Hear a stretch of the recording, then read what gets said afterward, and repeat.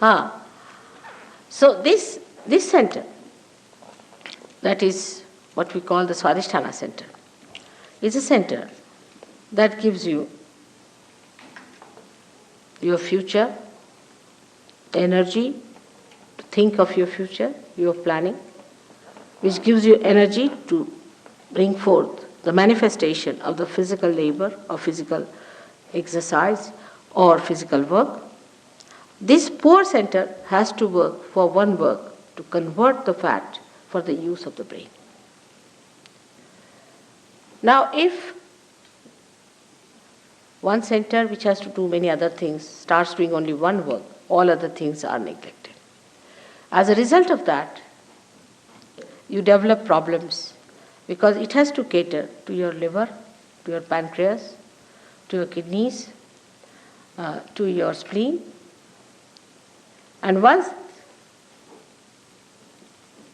it goes into action for one channelized work, it gets programmed for it. And then it cannot take care of these things.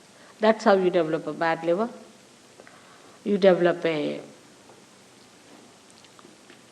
diabetes, kidney trouble, blood pressures. Also, you develop a very serious disease called blood cancer.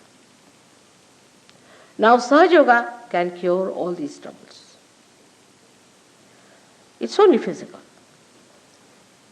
But it can cure even physical troubles, because if this center is brought to its normal behavior, if it is made to behave in a very normal way, you can easily cure all such diseases which come out of your overactivity, overthinking, over-imaginativeness. It's a very dangerous thing to always think about the future. For example, now we are here sitting down, we should be comfortably sitting down and talking to each other. Instead of that, we are thinking, what am I going to go do tomorrow, or what am I going to do when I go home, how am I going to cook, what am I going to eat, or how I am going to take my train. All these futuristic behaviors lead you to a very funny personality. You become so futuristic that you forget the past.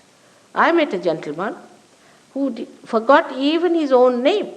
He forgot the name of his father, he forgot the name of his mother, and also, to the dismay of his wife, her name. And she started crying. She said, now what to do? He's forgotten everything. Now he is in a futuristic area. He just knows the future. Then he was to be pushed back again into the center. Then gradually he started remembering.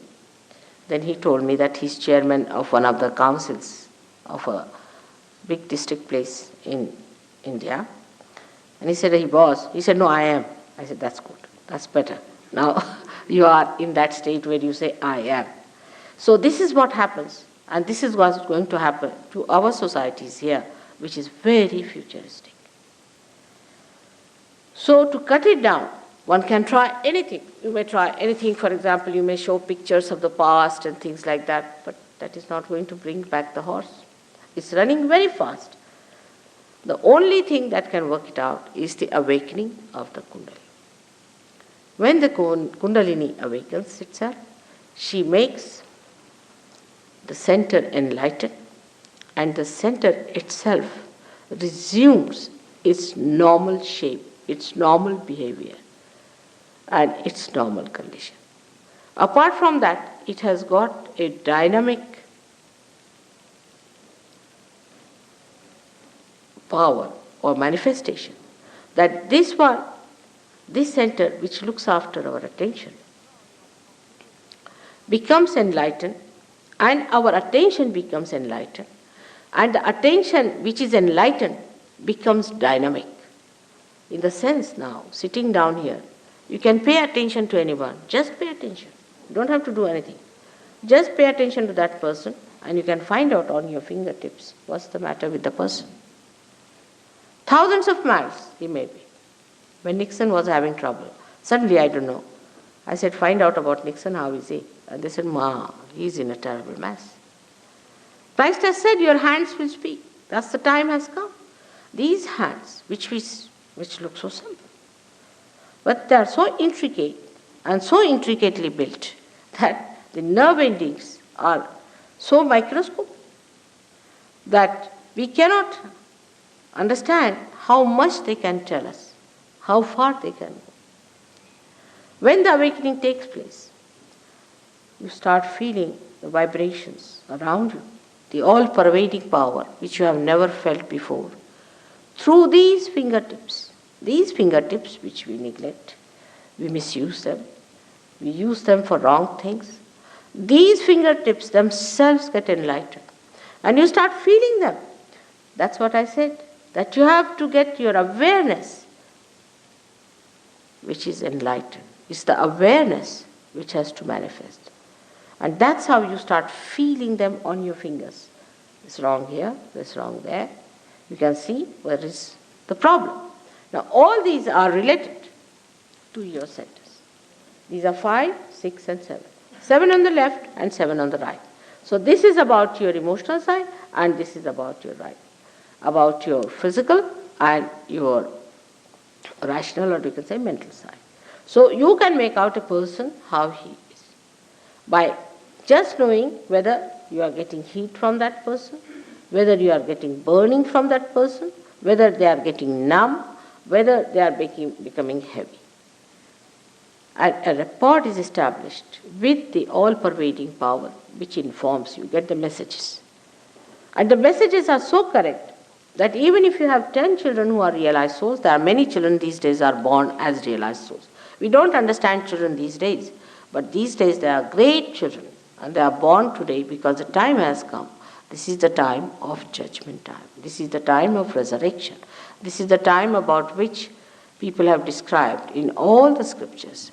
So great people are taking birth. And these children, if you tie them up and their eyes and ask them about a person who is sitting facing them, what's the problem with this person? They will all raise the same finger. All of them will raise the same finger, even if their eyes are tied. Even if their backs are towards the person, they can just push back their hands and say. They are so good, children are so good. You see, when they put their fingers in the mouth, we sometimes think, I don't know, Freud, who might call a very half-baked person, he didn't know much about God and life and nothing at all. He was very little bit he knew. He says that this has something to God, sex. He was nothing but a sex point, and he wants everybody to be a sex point, not a human being. So this fellow, whatever he may say, but the truth is that it is nothing to do with sex. It is that they feel the heat on their fingers. They actually feel it. And that's how they put it in the mouth. The little children I've seen. We have one here who has come from England, from London. There's another one who is from here somewhere. And all of these, if you ask them, they will immediately tell, where is the catch? Which chakra is catching? Now, children, you cannot be fooled. They all tell you the same thing, that this is what is happening. So your awareness is enlightened, and your hands, which have got the sympathetic endings here, tell you. We can say that now, in our central nervous system, we can feel about others and about ourselves. Now, supposing you are sitting here and I ask you, what's the problem with you? You would say, I don't know what's the problem with me is. I don't know.